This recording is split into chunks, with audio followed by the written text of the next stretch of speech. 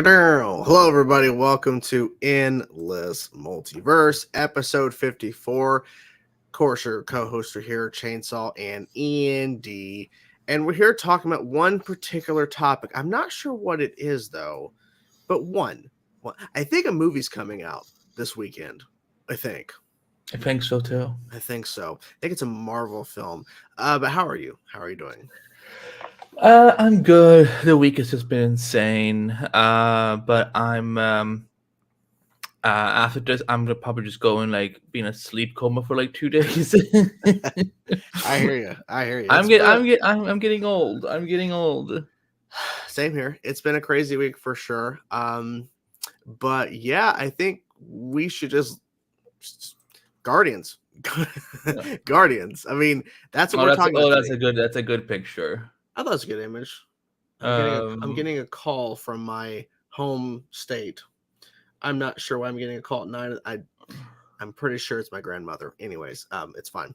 I don't know. I don't know. So, anyways, we both saw Guardians of the Galaxy Volume 3, the conclusion of this trilogy, and we're here to discuss the film, guys. Of course, if you're here, spoilers are coming. I think we'll start off with our general thoughts, and we'll dive into spoilery things. I almost forgot we have to play Constantine to take the show, to let us get into the dang show. Constantine, take it away. All right, then. On with the show. On with the show. You know, the more I keep seeing that clip, the more I'm like, I need to go back and rewatch that episode. Yeah. I mean, I remember at the time when they announced it was like, what? They're doing a Constantine's Arrow? And it's the same Constantine's, like, crazy. Okay, so I want to start with you because I don't know your thoughts. I don't know your thoughts either. So I'm excited for it. What are your general thoughts about Guardians 3? I had I've been on the record saying that after Guardians 2, I was kind of very let down and not really not super enthusiastic about it. But about more movies and so on. But of course, it's been a couple years now. And knowing that this was going to be James Gunn's final thing with Marvel, because I mean, guys, he's not gonna jump back and forth. I think once even if he's done with DC, I don't think he's ever going back to Marvel either way. But I think what really got me kind of a little more prepared was able to when we watched when the Guardian special came out, because then I'm like, okay, maybe I am a little more excited. So then I see this and I'm like, okay, now this is how you wrap up a trilogy. And man, you can take lessons from this. We're not even 5 minutes in and Andy's already throwing shade. It has everything that I feel like a final trilogy movie is supposed to have. And trilogies has not been the easiest for Marvel Studios. We had no way. We had the Spider-Man trilogy that did really, really well. But then we look at something like Iron Man 3, which was that Madman twist just threw me off so much. I'm like, I never rewatch that movie again because it takes me out so hard. So yeah, with this, I'm like, I love that this is just, it's a Guardian story. It's nothing like, oh, by the way, let us tease, the Multiverse saga, or there's Kang, or there's this and this and this and this. And it's like, no, it's just on the Guardians. What about you? What were your general impressions? Well, I mean, I think that's a good point to kind of jump off of, is that this film is not trying to further any multiverse plots. Like, literally, this film is to conclude the trilogy, and the holiday special is a part of it, but it's like it only plays a small role in the third film. And I think ultimately I'm happy with James Gunn returning and actually finishing the trilogy, because for several months it was out there, because James Gunn was fired, that they were looking for other directors and are they going to use the script or not, all that. And I'm so happy that James Gunn was able to finish the trilogy, because I feel like if someone else would have taken over this third film, and even with the script that he gave, it wouldn't have been the same. I think it would have felt differently. And even if they would have not used this script, I mean, literally, when you look back on the two Guardians films and the holiday special to an extent, this is what they've been building to, is Rocket's origin and what makes Rocket Raccoon the way he is. And now you feel completely different about the character, I feel, after seeing this film. And seeing the true connection with these characters. And I think James Gunn did a good job once again. I mean, I still feel like the first film is the best of the trilogy, but this one is clearly, right below it in terms of quality. He did a good job once again. It's balancing the dark moments, the humor, and just balancing all these characters to have enough screen time to make an impact in the story. And each character actually has a purpose in the narrative. And that's hard to do, especially with all the characters he's juggling in this movie. But they all have a purpose. I will say I was quite surprised at Nathan Fillion's role, because I thought he was just a quick cameo. He actually had more of a role in this. And the people online, of course, finding out that James Gunn hired his wife to be in this movie, she had more of a role than I was expecting. I thought she's gonna. I don't get what people have such an issue with her. Like, again, let's look at like Christopher Nolan hires a lot of the same people that he works with. Mm-hmm. So does Zack Snyder, Greg Berlanti. So I mean, that girl who played Ratcatcher 2, she was that girl that got them the DNA thing, or like that file or whatever, a Rocket. That was her. And of course, Nathan Fillion was, of course, in his Suicide Squad. He's had Nathan Fillion pop up in a lot of projects. He was in Guardians too. Yeah, no issues there whatsoever. He got Sylvester Stallone, who went over to DC as well. Of course, he was in Guardians 2, but he went over to DC as King Shark. Now he's back in Guardians 3. No issue about him using him multiple times. It's like, it's because it's his wife. I think that's the problem. Oh, she had a major role in a DC show, so now he's used her for everything. No, because that's not how it works. It all depends on the story. And the thing is, too, he could have easily hired anybody else, but she's probably already on set anyway, so why not put her in a role that will help further her acting career? Because who's to say she's only going to do James Gunn projects? That's not true, Yeah, and also it's like, the thing is, she can also act. Like, this is the thing they say. It would have been one thing if she was getting, let's say if they I'm saying if she was cast as Wonder Woman and she doesn't know how to act, then it's then that's nepotism. But no, it's no. I think she's a capable actress. I think she's actually really, really funny in Peacemaker. So it's. I remember I watched this when I was watching the Suicide Squad, and I don't know if we had heard about the cast yet for Peacemaker, but I remember I was paying attention to her and John Economos, and I'm kind of like, there's something. These two characters, they don't feel like side characters, because they're putting a lot of efforts in their acting, and then we find out that they are actually going to be main characters in Peacemaker. So, yeah, people need to chill the fuck down. It is just ridiculous that people are so how dare he? He's again, filmmakers like to work with people that they get along with from other projects. Again, I don't, not that I want to give him any praise, but how many times has Joss Whedon used the same people? Again, it is, that's the thing with most directors. Do people complain that Martin Scorsese uses Leonardo DiCaprio a lot in his projects? No. Does people complain that Martin Scorsese? Yeah, Robert De Niro, does they complain about Martin and Robert De Niro working together? Do people complain about what's his name, Quentin Tarantino, using a bunch of actors again and again and again?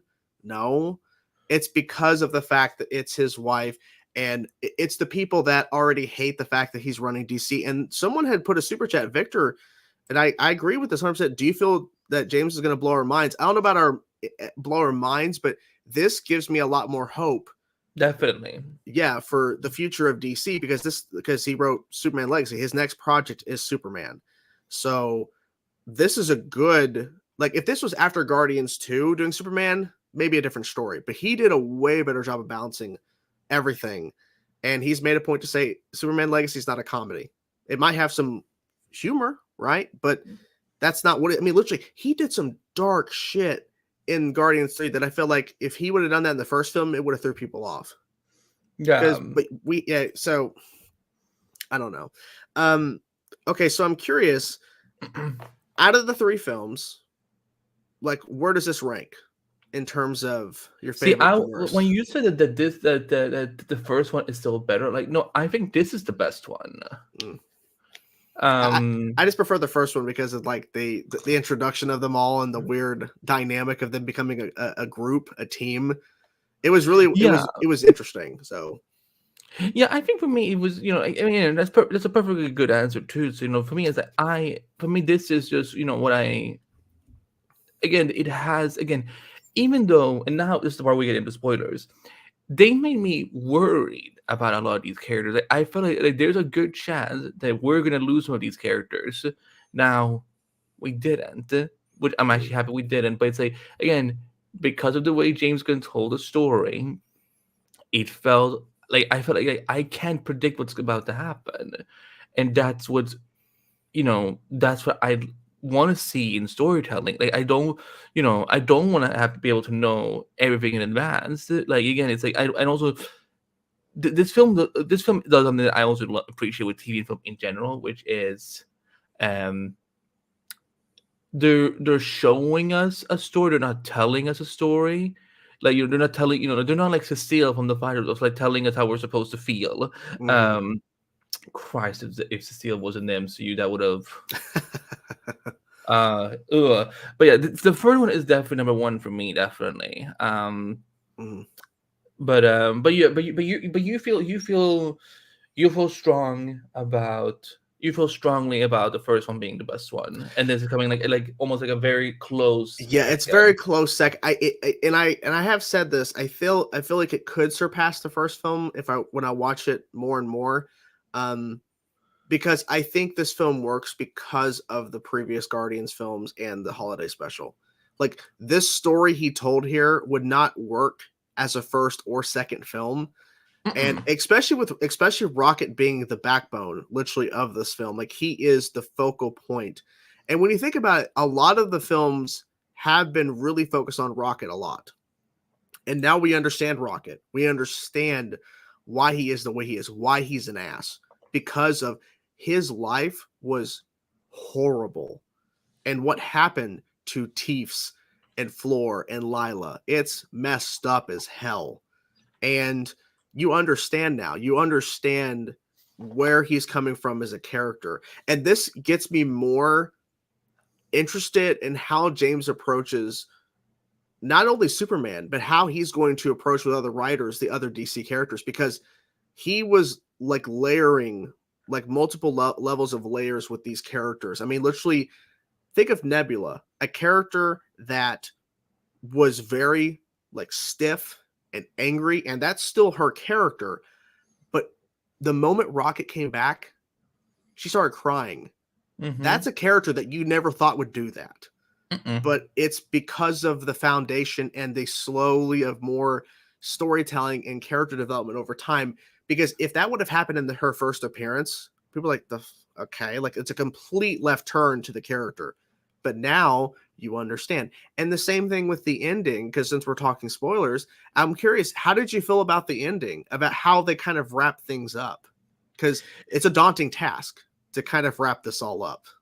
Yeah, I mean, I felt I think it's like they had a good. It felt almost like a graduation from what we were supposed to get. It's kind of like we look at where they start in the first film, and also we got to remember they've also progressed their arcs in other Marvel projects. So like we spent a lot of time with these characters already. So I felt by the end, I felt everyone is at a natural place. I feel like this, like, yes, Rocket is the leader now. Which, by the way, I don't know if you saw it, but like apparently the rap, just like today, just like they just tweeted out a spoiler article, but like Rocket is a new leader, and it's like, guys, it hasn't even been 24 hours yet. But I don't know why I'm laughing, but it's just so dumb. And you know, with I will say, when it came to Star-Lord, I was kind of like, he's putting a lot of faith in his grandfather possibly like still being around, because I'm like, but again, I'm also, you know, but of course, like I will, you know, even though I don't care for Star-Lord that much anymore, I am glad hey, you know what, he gets to spend some time with his family. Although I was really scared when he knocked on the door, and I think it was the nurse or the caretaker, and I'm like, oh, there's like a whole new family now living here, and he's gonna be like, oh, my grandfather used to live here, and you know, he's like, oh, you're looking for him? No, come on in. So, yeah, what did you? Well, it definitely wasn't shocking, because I don't know how you feel about this in terms of how things ended off. I feel this is James Gunn's way of saying that obviously, very clearly, this team of Guardians is done. This is it. And I don't know if this is exactly what they're saying, but it feels like a number of these characters, even though earlier this week Zoe Saldana, Gamora, was saying very clearly she's done as Gamora. Dave Bautista made it very clear that after this third film, he's done, because he was saying fuck Disney back when they fired James after I think he was the most vocal one. Yeah. And he only came back, I think, for James for the holiday special in 3. If it, you know, he would not have returned. But I think it's very clear that we're not going to see these characters unite again. I feel like it would only happen if James ever did come back, but I don't think that's going to happen. I feel like he has told his arc, and I feel like based on the ending with the new team that we may see them, we may not. I think obviously with the after credit sequence saying the legendary Star-Lord will return, I feel like they have more plans than being on Earth again. I don't know what that entails, but I also won't be shocked if a couple years down the road, say after Phase 6, after we're done with the multiverse saga, that we get a film called The Guardians, and it's the second iteration of the Guardians of the Galaxy. Because I don't know if you call it Guardians of the Galaxy, or maybe you do call it Guardians of the Galaxy Volume 4. I don't think you do, though. I think since this is a new team, mostly new characters with some returning faces, of course, we recognize, because like literally half the team is characters that we know, essentially. So I feel like that's probably, they might go that route. Am I crazy, or do you think they may go that route in a couple years? Definitely, I think if anything, we will probably know by Phase 7 where, you know, like if some of these characters will continue. Like I always feel like Star-Lord is going to be like they're going to continue something more with Star-Lord, like maybe like a Disney Plus show or something. I don't Kang Dynasty Secret Wars. I feel like they might use him there. You know? Yeah, I still don't get like what the legendary Star-Lord, like is that a reference to like something in the comics, or like what was the point of that? Let me look it up actually. Because I'm looking at it, and like I looked at my friend while I was watching the film when I'm like, because they made a point to say not Star, because you know how they have this blank will return. Yes, so Collider put out an article one day ago. What is the legendary Star-Lord? It could be a reference to. So this is tomorrow getting a season 8. I'm sorry. Wow, I'm sorry. Ooh, written by Sam Humphries with art by Paco Medina. Sorry. Legendary Star-Lord was a short-lived comic book series that followed Peter Quill going solo after he leaves the Guardians of the Galaxy. The series primarily deals with Quill's complicated family history, so that ties in, as he's chased by his father, and this is a different father because this is not Ego. But I feel like they might be hinting at a Star-Lord series or a Star-Lord film. I don't know. I mean, I think that's very intentional for it to be called the legendary Star-Lord. I'm thinking it might be a Disney Plus series because you could do it. I mean, literally, when you think about it, this film's probably going to be pretty damn huge. Yeah. This is also Chris Pratt, who was in Mario. It was his voice, but the movie's over $1 billion box office. They could, I mean, Chris Pratt's he's a movie star. They could literally do a Star-Lord movie. They could. However, I don't know where you put it in. Like, where do you put it in the phase? Like, if we're building up to if we're literally using most of the slots to build up to the multiverse saga to finish off the Kang Dynasty and Secret Wars, where do you put a Star-Lord movie? I mean, probably Phase 7. I mean, I feel like we're, I mean, also because of the strike, I don't know if they can even greenlit any more product for Phase 6 anyway. That's true. I mean, they probably have stuff in development. They just can't continue. I mean, literally was announced today. They stopped pre-production on Blade. Like, they had really? To. Oh, well, I mean, I shouldn't be surprised, but it's like, yeah, oh wow, I missed that.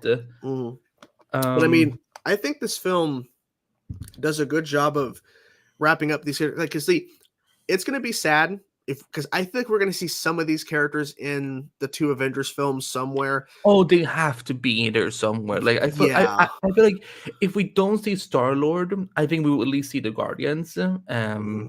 Also because like those are characters you can you just do them over CGI anyway. Most of them, like I think.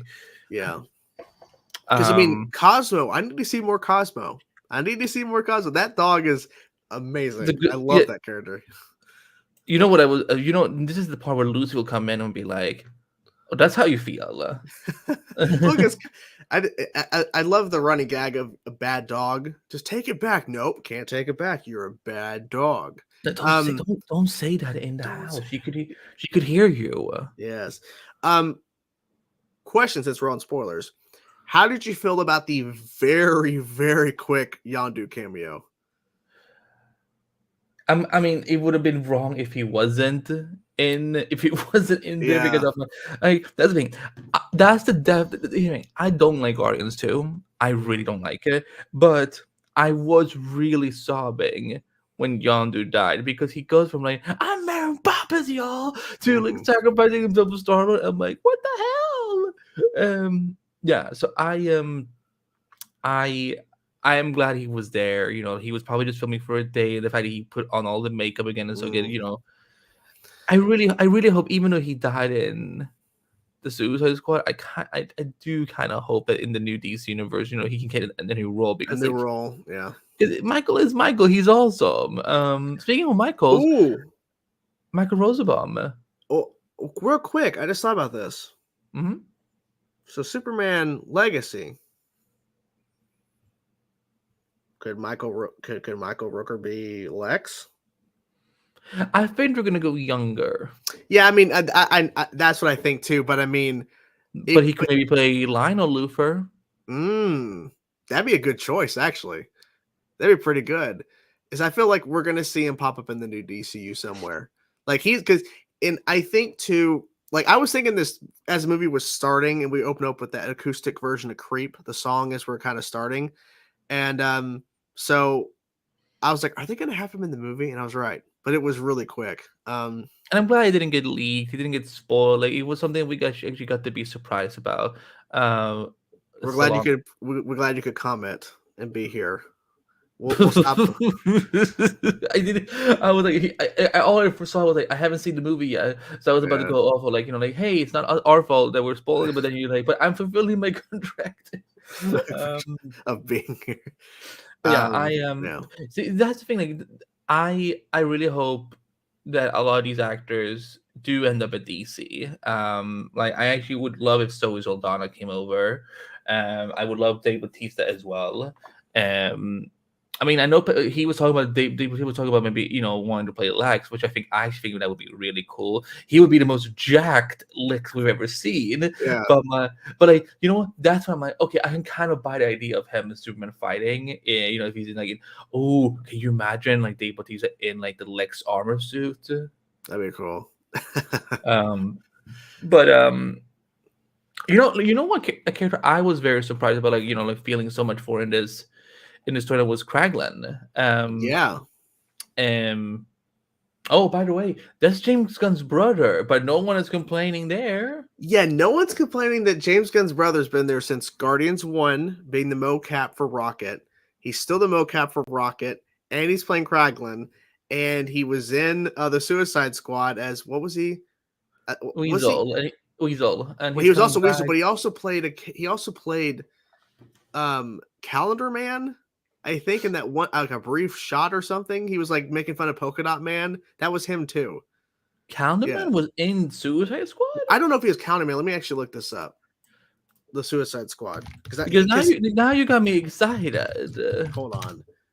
He played somebody. I'm about to find out. No, it might not have been him. Hold on. It might not have No, been. you were right. You were right. He did. Wait. Let me see. Calendar Man, the Suicide Squad. Oh shit, you're right. That was him. I remember because I remember seeing him, but I didn't know that was Calendar Man. You're looking for Sean Gunn. He's not listed on the thing. But you are right. He is in it as Calendar Man. Yeah, I was like, am I right on that? Like, I couldn't remember. Yeah, as Weasel. As Weasel and as Calendar Man. So you were right. Oh, now I see on his forehead it says all the months. Yeah. Oh, I cannot believe I missed that. And Karen Gillan wants to be Poison Ivy. Yeah. Listen, Karen Gillan is an amazing actress. So if she gets kind of Poison Ivy, I know she would do something absolutely phenomenal with it. I still have because people are like she would be perfect because she's a redhead. I'm like, yes, but I also remember when I was at the one of the last times I went to Comic-Con, and she came when she because I was there for the Guardians panel, and I remember. And she I might have done something crazy, and then she just pulls up her hair, and she has shaved her head, and I'm like, wait, what? It's crazy. I remember that. I remember seeing that moment. You're like, what? But that's dedication. Dedication. Let's talk about High Evolutionary. Okay. Because I don't know anything about this character from the comics. I'm not too familiar with him either. But I feel that. What do you feel, Cecile? Yeah, that's what I feel. Oh my gosh. They had to put her in one scene this week. Why? Anyways, so the actor who I don't know how to pronounce his name, so I'm not going to attempt it. He did a great job of playing this godlike character to young Rocket and kind of playing off what he wants Rocket to see, and then you see the guy who literally is obsessed because he doesn't understand how Rocket is more than what he was intended to be. He can't stand that. So I felt like he did a really good job of balancing that. And the thing is too, with not even just the deep connection to Rocket's origin and everything, but just in general, him being a massive threat with him literally, and I can't believe they did this. He literally created a counter Earth, a second Earth. I don't know how massive in terms of population there was, but he destroyed everything. He killed all those people. He's a good, crazy villain. Yes. Because that plan of destruction is bonkers as hell. I can't believe they did that. I don't know how long that took to complete in post-production, because it is. I'm wondering if if Disney was trying to push back on how, because that was brutal. Because you have a moment where it is genocide, if I can say it on YouTube. Yeah, but Gamora's carrying Rocket, trying to run away from Adam Warlock. She turns and there's a couple holding each other. Explosion, immediate. My God, insane. How did you feel about him? I mean, he's a good actor. I'm not gonna try to say his name either because I can't. But he's a great actor. He's actually on Peacemaker. That Jordan will refuse to watch. I mean, you're gonna have to watch another actor James Gunn used again. Where's the complaints? Yeah, So it's not. You know what? It's not. It's because she's a woman. That's why they're going after her. A white woman. A white woman, even. Jennifer Holland. She's a great. Wait. Jennifer Holland? Willa Holland? No, related? I don't. Coincidence? Wait, we need to. I don't think so. Hold on. I need to look at this. Hold on. I need to look at this now because now I'm like Jennifer Holland. I doubt they're related. But I kind of see the resemblance though. I could imagine being I would probably be like the weird journalist who would accidentally ask them at a junket, hey, are you related to Willa Holland? She's like, who's Willa Holland? She was on Arrow. She was on Arrow. What the fuck is Arrow? Yeah, no, she's not. They're not. And related. also, too, Jennifer Holland is not her actual. I mean, it says on Wikipedia that's her name, but I bet her legal name is actually Jennifer Gunn. But Jennifer Holland is her stage name. But could it be Jennifer Holland Gunn? Probably. I mean, that'd be too. Also, I'm looking to just to kind of add icing on the cake. Jennifer has been in multiple films before she fucking met James Gunn. She was literally in a number of films. She was off for 10 years. Well, actually, she did some TV here and there, kind of just some TV. She met James Gunn, I think, through Brightburn, because that was 2019. Well, it says that Michael Rosenbaum, they met from on Wikipedia. It says they met from Michael Rosenbaum, who was dating a friend of Holland at the time, and offered to set him up after Gunn saw a photo of her that Rosenbaum had. Okay, so people are gonna be pissed off that he was connected to Brightburn and she was in Brightburn. I bet. Brightburn is a good movie. I still have yet to see it. I've heard great things. I need to watch it. You should react to it. Like, okay. I don't think you're not. I don't think you're. Whatever you're expecting of it, it's not what you're gonna get. Like, it's and I say that as a compliment. Okay. No, the High Evolutionary. Because the thing was with Ego, like, I just didn't feel anything. Because again, the whole like that the Star was like a half celestial, whatever, so on. They got rid of that so quickly. It's like, again, I lost a little bit of momentum and investment in that film. So but that's like how every time he kept losing it, I'm like, okay, this dude is actually freaking me out. And the fact that even his own staff ended up turning on him, it's like, again, that was a good moment. Yeah. That was really good, because it's like, they're like, we can't do that, and they're like, at some point, it's like, no, y'all, we can't fuck with him. Like, he's Cocoa for Cocoa Puffs, and then he just, again, blows everything up. Yeah. I will say this. Even though I hadn't eaten anything at that point, I did almost throw up just when the skin came off. Yeah, that was a moment. But it really goes to show how much damage Rocket caused because of. I mean, look, the flashbacks are dark as hell. Like that, he finally had a connection, and they all get killed in front of him.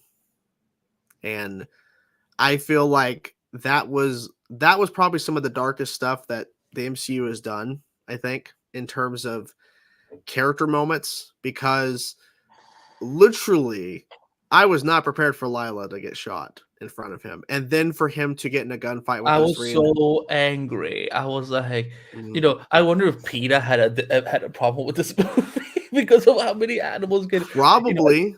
Again, just so people know in the chat, like, we get it. Yeah, there's CGI, whatever. So, but even then, I'm like, I wonder if one point PETA came in and was like, you're killing off a lot of animals. The thing is, the Floor and Teefs didn't deserve that. They weren't trying to escape.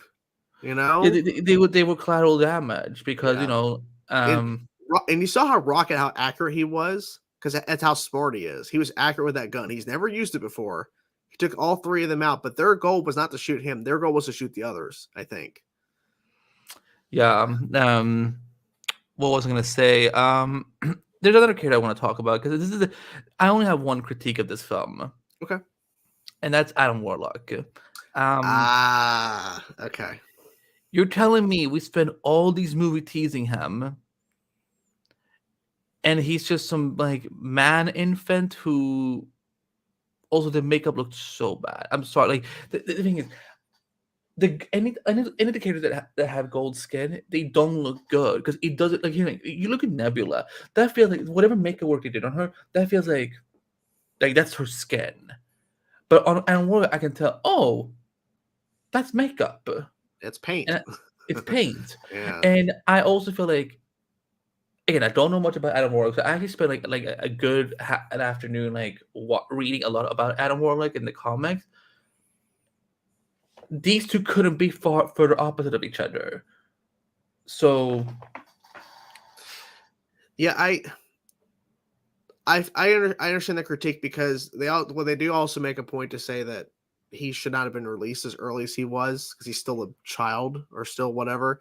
And I do understand that critique, because I also kind of feel the same way too, because he does play a role in the film, But with all the buildup, with like I should and how important the character is in the comics, like he better make more appearances. He better have an impact in the MCU, because if he's only literally there just to be in this film and do a couple of things, and then he's on the new Guardians team, which we may or may not see ever again, then I feel like it's a waste of the character. It's a waste of the actor too. Will Porter is a great actor, and I feel like he was told this that's the thing. I felt like his acting wasn't good in this. I'm like, I'm hoping, I think it's because of the material, and I think that's the one thing James Gunn, because he was juggling so many characters. Yeah. I don't think Adam Warlock. I even said this in my written review that I maybe it would have been better if he was introduced somewhere else instead of this. I get it because of the connection of his mom, because she was in the second film, but I feel like it was too much, because literally if you would have cut out Adam Warlock and the mom, then literally you would have more time to develop the High Evolutionary even more with the Guardians versus just the Rocket stuff. Because this was the longest Guardians movie, I think. So if you would have cut out the Adam Warlock and found another way to have Rocket to go into, him slowly dying, you could have had more time with these characters versus cutting to Adam Warlock from time to time. I don't know. I don't know what the answer is if you were to remove that out of the equation. I don't know what you put in replace of it or what else you do. I don't know. Yeah, I think that, because I look, the more I think about it, I think they just introduced him to be like the new Drax. I see that point, because I think based off how it ended with Nebula and Drax staying behind and, just being a part of the new community they're building in nowhere, I feel like that's implying we're never going to see them again. Like that's where they're staying. They're not going to leave. I also, think. Can we talk about because I don't want us to be too negative, but how great was that moment with Drax when they're like, when Drax starts to he's able to talk to the kids. Oh yeah, and they're like, why did you say that you could talk to them? He's like, you never asked. That's a good point. And the fact is too, he's like, hey, idiots, or whatever he said to them. I forget the line, because I actually have that part in my audience reaction. He's like that, and then he's like, you know what my daughter used to like me doing? Monkey noises. Beep, beep, beep, beep, beep, beep. He's like, is that a monkey? It's like, I don't know. I think he meant robot, but maybe yeah, it was like monkey beep, beep, beep, beep, beep.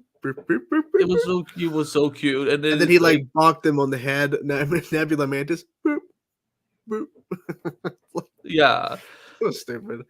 Yeah. How do you feel about the humor, the comedy in this movie? We haven't talked a lot about that. How do you feel about the comedy?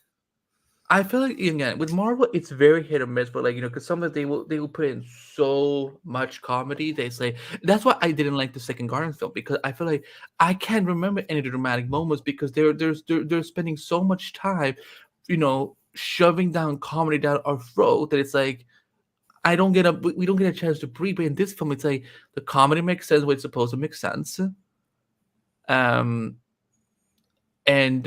the drama is there where it's supposed to where you're supposed to be, and I really love that. So I think it was, again, do I think James Gunn is going to blow our minds over DC? My expectations for him have definitely gone up a lot more. Again, he's a good storyteller. He's definitely a good storyteller. Again, I may not like the Suicide Squad, but I love movies like Guardians and Guardians 3 and the holiday special. If he can do things like that, I'm excited to see what he's going to do with Superman and Creature Commandos, which I know they're. I think Frank Grillo was literally doing voice work last week or something. So I thought it was well balanced. Did you feel that too? Definitely, for sure, better than the second one. The 2 points here, we need the balance for sure, which is exactly what we need. We need more of a balance. And Mercenary kind of saying the same thing. The humor this time around was a nice break from the heavy stuff. And that's true, because we have these really heavy, dark flashbacks with Rocket. And I felt like it was a good balance, because as I was going through and editing down my audience reaction, I audio recorded the entire film. Almost 10 minutes of audience reaction, and that's a good balance from a over 2 hour film. And there was obviously other funny moments that didn't really get a lot of laughs, but I feel like they did a good job of like not having too much, like not trying to go over the top, because it didn't feel like every single second there's a joke coming. How did you feel? Speaking by the way, you better just so I don't forget, because I saw that you had brought up some comments. You have a new member to the Chainsaw. Oh, thank you. So we make sure we welcome. Thank you. Welcome them, Roni. Welcome. Thank you. How did you feel about the first F-bomb in the MCU? I mean, come on. I did cackle. That was one of the biggest reactions from my theater last night. It was mostly 80% full. There's a lot of people in that room. People are losing it over that. Like, okay, press the button. Oh, okay, what do I do now? Open the fucking door. Nebula's like, your instruction make no sense. It's like, this is such a stupid concept. Here was the scene that was like, I was really worried, but I was laughing so hard when like they were talking, when he was trying to convince Gamora. He was, the fact that Peter didn't understand, like, she doesn't remember me, because like it's not about she has this Gamora doesn't have memories of it, because she hasn't met you yet. Like Star-Lord doesn't understand the concept of time travel. It's like she's forgotten about me. You have to remember me. I'm like, dude, oh my god, he's so dumb. But when they start kind of teasing Nebula and Star-Lord, like, I've never noticed how black your eyes are. Like, yeah, my father put them in there. I'm just saying he got a nice shade or a nice color or something. How did you feel about that? I thought it was fucking a great moment where he hits the button on the little thing and he thinks he's talking just to Gamora, and it goes on for quite a bit. And the man is like, "You do realize we can hear you, right?" Yeah. Like, my head started spinning when they saw it. Like, like red means yellow, blue means green, and we was like, and the Mantis screams into his head. Hello. It was loud. Mantis, by the way, good. I love that she got a really powerful scene too, of like finally to choose her own fate. Yeah. And went off with those battery-eating creatures that we got introduced to in the second one. Yeah, the second film. Exactly. That was the opening. Yeah.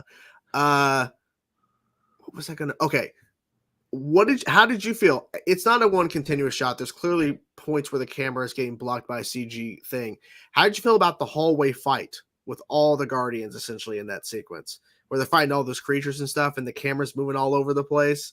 I thought that was very like intricate, because it didn't feel like another fight we've seen in the past films. Like, it felt like it definitely did not. Yeah. The only thing that would have completed that hallway sequence is if Daredevil had showed up somehow. If who? If Daredevil had showed up. Oh, I thought it was really good. Obviously, you can tell when the camera's moving behind, because I wasn't thinking about it as I was kind of watching it until towards the end. There's a moment where the camera pans behind one of the creatures, and you can kind of tell it's obscuring the shot, like to where you can't see anything besides the back of this creature. I'm like, okay, that's where the cut is. So there were cutting moments, but it was pretty seamless, and it felt like it was pretty cool of transitioning and following different characters at certain points. Like the camera would kind of pull back, like follow the character back, and then another character move forward. It was pretty good, because I think we needed that. It's the last time we're going to see these characters fighting together like that. So although I was when Groot and Rocket gets to, like, like he runs up on him and starts shooting. Yeah, that shoulder. I'm like, oh yeah, because he loves doing that. And then of course we had that kind of an homage to that in Endgame, because he got on the shoulder of War Machine during that, like when they're building up to the Avengers Assemble. Your Rocket's on War Machine. War Machine like was useful for like a second. For a second, yeah. Felt very Deadpool like. I mean, I guess. Yeah. I mean, I think his whole point of Daredevil, where it's a hallway sequence. I do like the line that Yondu said, "Use your heart, boy. Use your heart, boy." I wish he had more of a scene though, because I felt like the flashback animated type sequence he did with him when Star-Lord was younger in the Christmas special. I was wondering if they were going to do something like that, but I guess since they already did that in the holiday special, that doing it again or doing something like that in this movie would have been just rehashing what they've already done. But I kind of wish they would have had some way to have him more involved. He was there, so I wish they would have found something else or more of a moment to where maybe Kraglin's having a moment and then he like opens his eyes and Yondu's right there. There's no one around them. It's just them. And he's having like a moment and he's talking to Yondu. I think that would have been more interesting. I think if he had been talking to Young, like in that particular moment, I think it would have taken me out. Well, maybe a different moment entirely. Maybe not during the fight. I'm saying something else. Exactly. Yeah. So, like, but I'm glad he got to do his little whistle and like really like. Oh yeah. That opening when he did that to Adam Warlock and he hits his face like, "Who did this at me?" What a child. Yeah, I think he said baby or something. Baby or something. I don't know. I don't know why. Like, how'd you feel about the editing in the movie? Because there's a particular editing moment I wanted to bring up. You might not have caught it. So there's some moments where it's like the sound and the editing choices are so funny. There's a shot where Rocket's standing there. He has, the Zune playing music. Adam Warlock breaks through that window and slams into him. You hear the screaming in the distance, and then it cuts to Rocket like screaming in your face, then cut away fast. Just the wait, like the back and forth of like, and then slamming through shit. I don't know why I was just like, that was so funny, just the way it was played. Because I didn't think about it. I will be honest, I didn't think about it, but. Yeah. It's just the way that Bradley Cooper did that. It was just fucking hilarious. Bradley Cooper is like a blast with his character. Have you noticed he hasn't really appeared in much of the marketing until this movie, in terms of marketing because I don't think he's done much. I don't know if he's been to previous red carpets for the movies in the past, but he has been doing promotion for this one. I don't know. Maybe I missed him doing promotion for the. Yeah, I can't speak to that either because I feel like maybe he has or he hasn't. I don't really busy. Follow... He's a busy guy. So he's a busy guy. But yeah, I'm definitely. Yeah, Rocket had like this was because I've always loved Rocket, but I never knew to what extent like how messed up his backstory was. So yeah, did you like him saying his actual name for the first time? It felt very earned. Like it felt very like deserving. So they kept calling him like Squirrel, Badger. They kept like calling him everything. I'm like, do you see people like not like does Racoon just look different on every planet or something? I don't know. Was I know they weren't the same ones. But they really played up that moment with him and the little raccoons. They really played it up like these are the raccoons that he grew up with or he was with. I know they're not the same. I doubt they're the same because there's no way they could be stay the same size they are unless they are a specific like you're saying like they're a different raccoon that doesn't like grow up. I don't know. I mean, I feel like the reason he resonated with them was because of that was me all those years ago. Because he was the one that didn't back away when the hand came in to grab one of them for testing. He just kind of shrunk down and he's like, maybe I should have fucking moved. Maybe I would have been grabbed, but then he wouldn't be who he is today. But exactly. It's what he went through to get there. That's the painful part, Yeah. No, again, I'm going to rewatch this movie when it comes to Disney Plus, which did you notice how long it took for Ant-Man to get announced for Disney Plus? I wonder, if we're gonna have to wait quite a while for Guardians 3. I think it just depends because I think what Disney's wanting to do is have this in theaters as long as possible because it's gonna make money, and I feel like they're also gonna try hard to promote their Blu-ray and digital sales first, because once it goes Disney Plus, if you're already paying however much it is per month for Disney Plus, then they're not earning any extra cash. They're keeping you still subscribed, but they want people to see it in theaters first and foremost for that box office immediate return. Then they want the digital and Blu-ray sales, and then for those numbers to come out so that it's like, oh, it's number one, then more people are going to go check it out. And then eventually, I think that's probably what they're going to do strategy wise is they're not going to be rushing their shit to streaming like a lot of other studios do. Because if you notice, a number of films that have come out in the past year or even this year are already going to streaming services pretty quick after the theatrical release. And I feel like that's probably hurting their film more, because if you want to really optimize your money return, theatrical as long as possible, if it makes sense, if it's making money, digital and Blu-ray sales, 4K, and then you go to streaming, because streaming. There's a bit of a distance between Guardians 3 and when the Marvels comes out, because this is the last film we have now until the Marvels. So yeah, this movie realistically shouldn't go on Disney Plus until September, October. It should wait. I don't know. I think it might be late August. Maybe possible. And I think too, and I'm guessing how many trailers do they show in front of your movie screenings? Because for me, it's like 7 or 8. We had.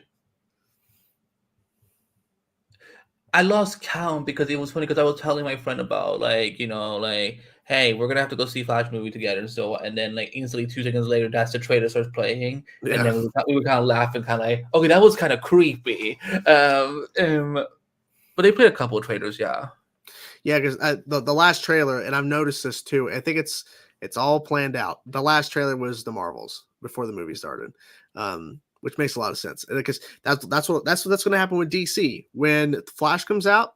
The last trailer before it starts is going to be Blue Beetle. So it's all planned out. So any final thoughts on this movie in terms of? I can't wait to rewatch it. I'm actually excited to rewatch a Guardians movie. I've gone back and watched the first one, but I haven't seen the second one in probably 4 years.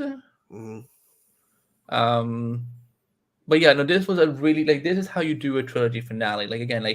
Because I don't like most of the trilogy finales in the MCU. I don't like Civil War. Shocking. Everyone's gonna hate me now. I don't like Iron Man 3. I like Ragnarok, but I don't.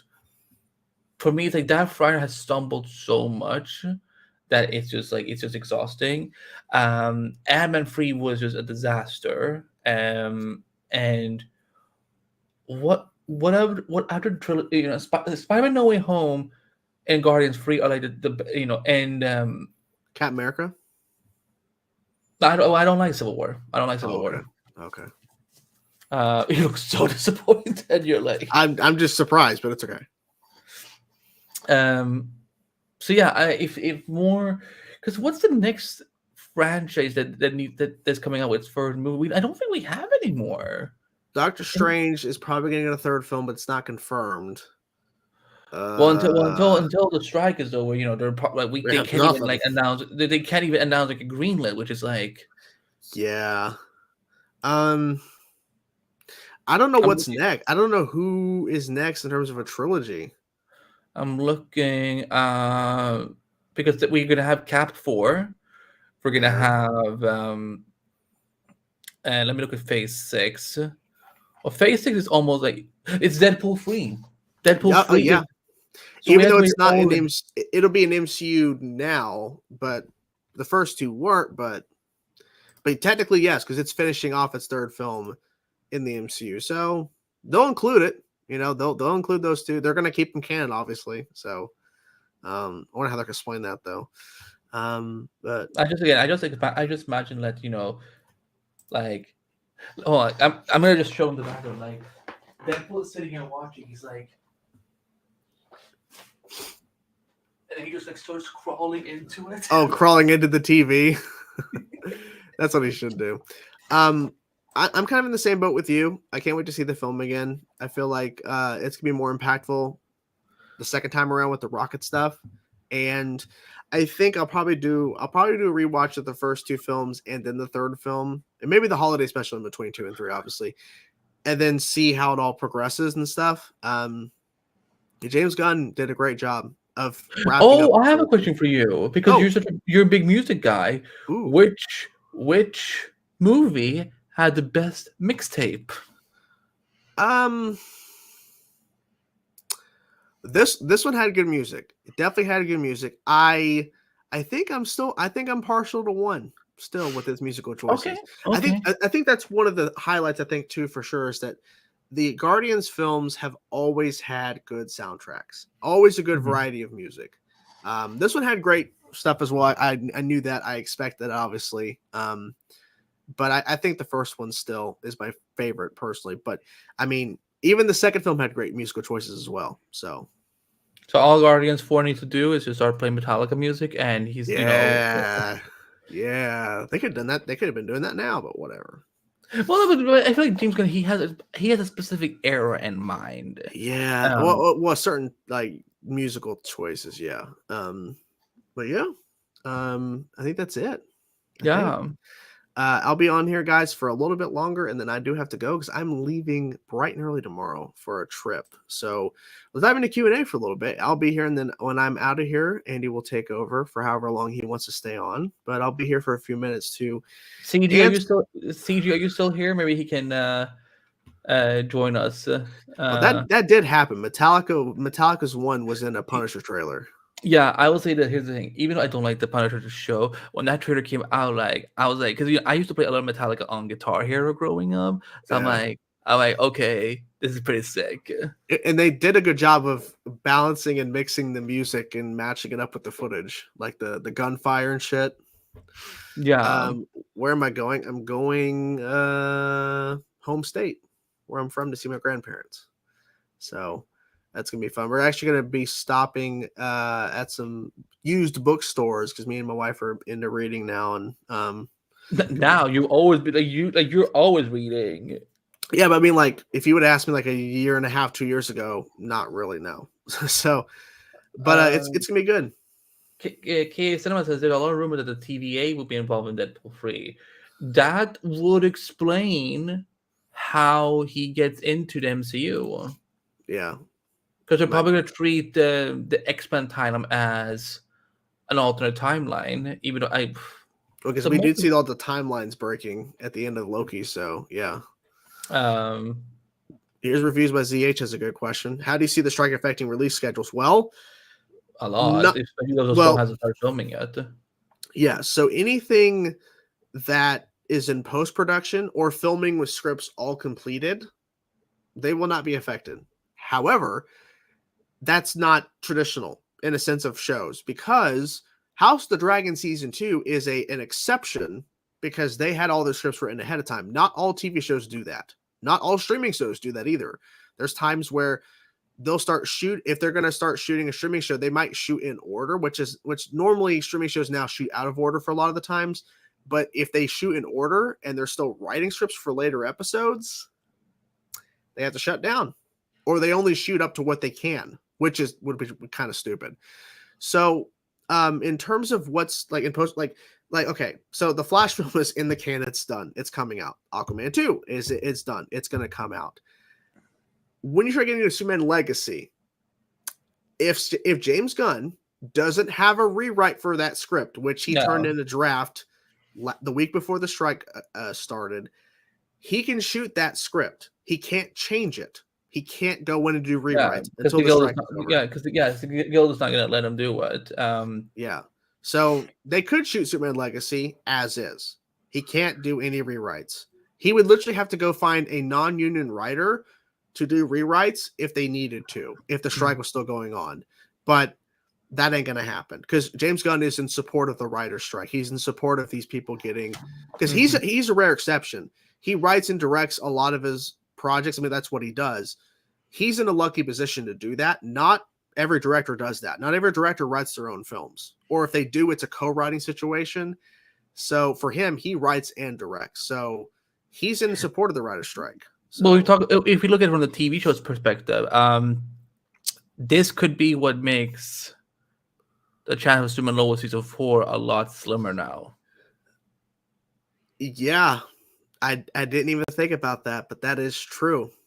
Because even if they get renewed, let's say the strike goes off on. Let's say this strike goes on for, because the last strike was, in 2008, it went on for 100 days. Let's say they do renew Superman Lois. They will still need like an extra amount of time to think of ideas for season 4. then they need to write up on season 4 episodes, and then start shooting. Like, if we get to so low season 4, we're probably not even getting until maybe next fall. Which is why I'm or middle, or maybe in the summer of next year at the earliest, if they were to. Because who knows? Who knows who knows what's going on? And this is also something too. So there was David Zaslav did some interview today talking about the numbers for Warner Bros. Discovery, and he's in support of the strike. Now you say, like, what? A studio head's in support of a strike? Well, understand, David Zaslav is not the one at the table making the negotiations with the union, with Writers Guild. It's not him doing it. So, and here's the thing. Regardless of the shit that this man has done ever since taking over Discovery, canceling shit left and right, doing all this stuff, he has made it also very clear he supports storytelling. Even though he did all the canceling shit, he's been behind the Batman, he was behind House of the Dragon, he's behind a lot of the projects that they are pushing forward with. And he understands that it starts at the basis with the writing. So if he was the one kind of behind the scenes, like working with the union of the Writers Guild, he would probably have gotten a deal done, but he's not the one doing it. Yeah, so all the studios. Yeah, and so did you see the thing that came out that some studios are looking at potentially using AI to write scripts for IP or public domain stuff? And then the thing is, they would be looking to hire a writer to fix the script if need be. Good luck with that. Yeah, because I don't think a writer would sign on to rewrite a script that was written by AI. And I made this point when I saw this. I made this point to say, if studios start implementing AI to write IP, it said they were going to write scripts based off of books and off of public domain. I said, if they start doing this, they're going to start using AI to come up with story ideas, like original potential story ideas based on prompts they enter into AI. If they enter in father-daughter relationship, or they enter in, say, something like a generic thing like a war film, and they ask for like a synopsis, then they can get a story idea based off of an AI giving a synopsis based on prompts they enter in. And that'll give them a movie idea. Like that's what's it's going to become. That it's literally going to be that.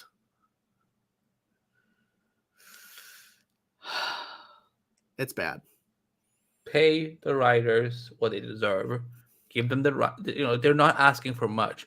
Again, if you go to the Writers Guild's website, you can actually find what they had proposed and what the studios had like countered with or rejected. And it's like they're not asking for unreasonable demands. I mean, yeah, literally almost half or more than half of the stuff they were. Yeah, they literally requested. It was either no counterpoint or no comment on the things that they were throwing out. Did you hear that Warner Bros. Wants to do a Superman Legacy game? I mean, so here's what happened. So I know what they were talking about. So David Zaslav had talked about they were talking about them. I have the quote in front of me.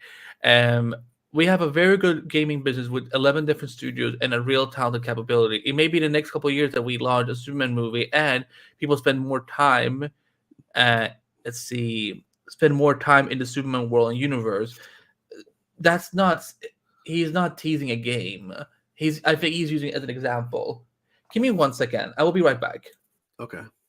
Well, my thing I was going to say is that about Superman game, you really would have to find the right gaming studio to make a Superman game. That's why it's hard to do. And like a number of months ago on the show, we did react to and it's really in our intro, we reacted that Unreal Engine 5 Superman thing. Like that was cool and all, but can it really be implemented into a full-fledged game? Like what in order to make a good Superman game? We saw what happened in Superman 64, Infinite Infinite 64. That was bad. So I don't know. This is it'll be interesting, but I think they should do it. I mean, look, the reason why Batman was so easy to do is because it's a grounded even though with some fantastical elements in terms of Batman, in terms of his rogues gallery, his rogues of villains.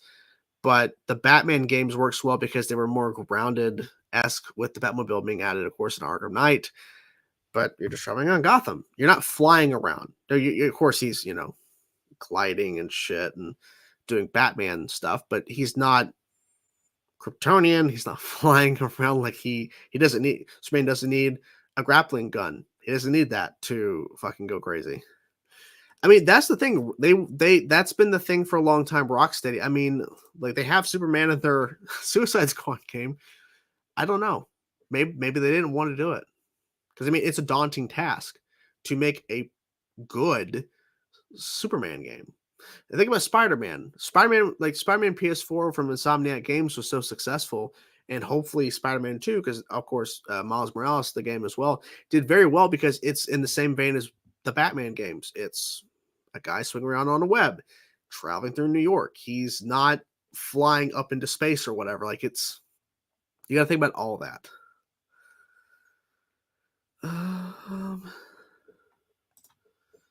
Once the Flash Titans and New Patrol ends, there's 2 shows left. Superman Loves Gotham Knights. What are your thoughts? It's the end of an era for sure, but the beginning. But hopefully, if the writer strike gets concluded, the beginning of a new era, because we're gonna get new DC content. So what happened with DC? Well, someone had asked about the mix, or why not let Rocksteady make a Superman game, and it's the whole idea of the mechanics of it all. Like it's gonna be hard to do. Well, if they're gonna fuck up Gotham Knights the way they did, then I don't need them to do it. Well, Rocksteady didn't do Gotham Knights. Oh, that wasn't them? No. Okay, then I'm game. Rocksteady's the one who did the Batman Arkham trilogy, and they're doing the Suicide Squad game. But yeah, once the Flash Titans Doom Patrol ends, Superman Lois Gotham Knights is remaining. What are your thoughts? It's the end of an era, but the beginning, if the writer strike ends, as I was saying, a beginning of a new era. Oh, that's so dark. That's true. Yeah, again, everyone is assuming it's Superman Lois and Gotham Knights is going to come back. So it's like, again, for me, it's like, be happy with what you're getting this season, because it might be it for them. I did watch Gotham Knights this weekend, still really enjoying it. Superman Lois, it's very, very emotional, but I will say that I'm so into the Mannheim storyline, and the actress who plays Pia, she is so awesome that I saw your review. Yeah. Oh, thank you. Yeah, no, she was a delight. She was an absolute delight. But yeah, I'm kind of like, I can't stand watching Lois having cancer anymore. So it's really exhausting. I will say this: Michael Bishop, he gave a phenomenal performance this week. I'm really loving him as the new Jonathan Kent. Like this is what I kind of imagine Jonathan to be like, visually and also just on concept on paper.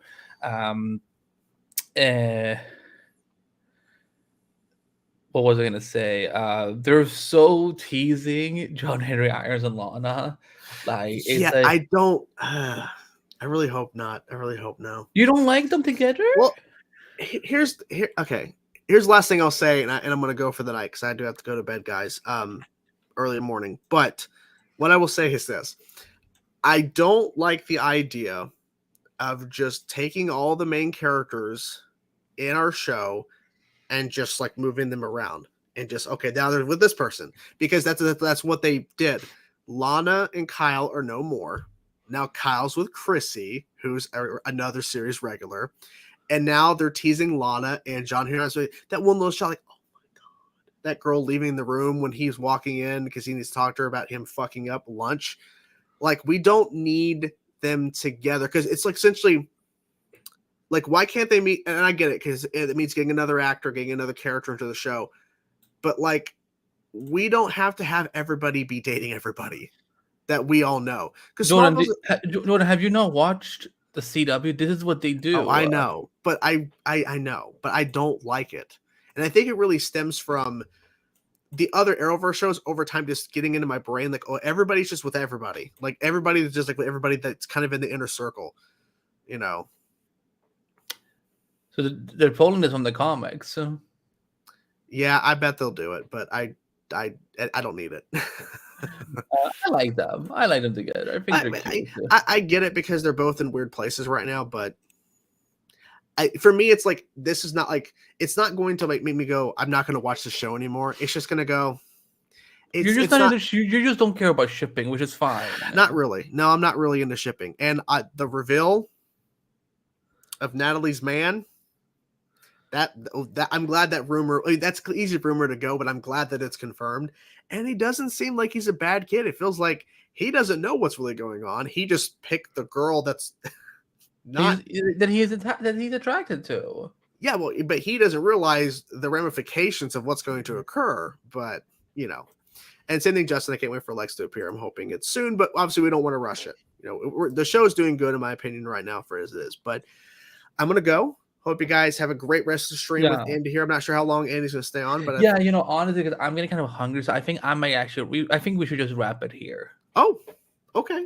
Let's wrap the show. We're going to wrap early, guys. Apologies, but yeah, I do have to get up like at 5:30 in the morning or so. It's going to be fucking early, but we're gonna hit the road and try to get up there as fast as possible. So, but hope you guys enjoyed the episode, and we'll see you guys, of course, next week. And of course, we always have to play the fucking clip. We always got to play the clip. I mean, always, every time the Grace to clip. And notice how we played no clips in this whole review. So we did good today. I didn't even think about it, but okay, Cicada, take it away. Metas killed your parents, Gracie. They all deserve to die. Don't believe him, Grace. Don't believe him, Gracers. Don't. Okay. Bye, everybody. Bye-bye. Okay.